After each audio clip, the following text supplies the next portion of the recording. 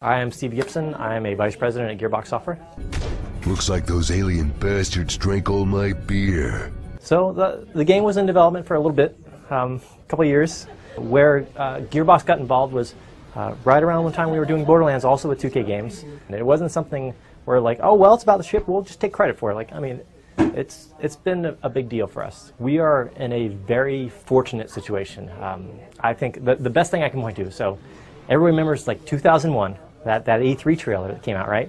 There was that was honestly one of the best trailers ever come out, right? That was just balls out, crazy, awesome.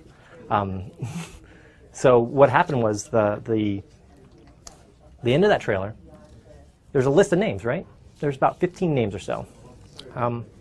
If you look at that list of names, all but one of those guys actually ended up working at Gearbox Software. I think we have a lot of guys there who are very invested in the history and the legacy and really understand Duke Nukem. So I think that we're the perfect studio for that. We were in just an amazing position, and it was really fortunate that we just happened to be finishing Borderlands at the time, and we happened to be doing that with the publisher who has the publishing rights for that game.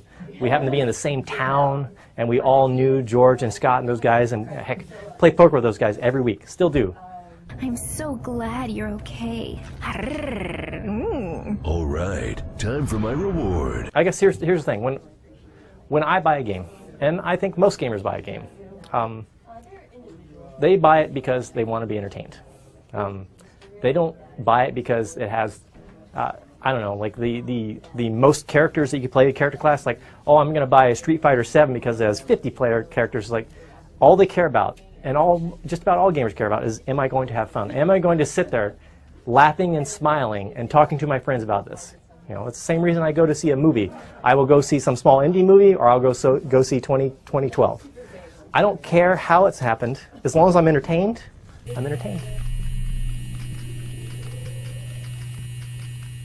Me, I love that it is not your simple just run around shooting things. I love that there are those cognitive, like, you know, things you need to figure out. There are those moments where you play with that remote control car early on, right? And then you know, about an hour or two later, you see that car again, but this time you see a pad that you can get shrinked on. You can go get shrunk, hop in that car, and then drive it all around and do all these crazy things. Like, there's these surprising things that just really feels just plain fun, you know. And it's just amazing. This world and this environment is just so unique. The game takes place roughly 10 years or so since Duke Nukem last saved the world, right? So now we're, you know, about a decade later. Duke's sitting in his living room playing his own game, and he's like, man, finally, this game's out, right? It better be good. It's taken this while.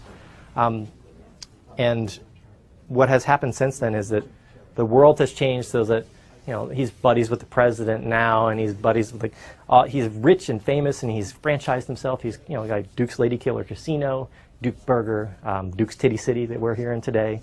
The man himself has just become even larger, if you can imagine. And you actually get to experience that even more now, because you get to see these different areas of like how him saving the world has changed this world, and how all the world perceives him now. You'll see all his fans screaming and yelling for him, taking pictures, wanting his autograph. I mean, in this game you actually can sign autographs, you know. God, here he comes. Come get some, May 6th.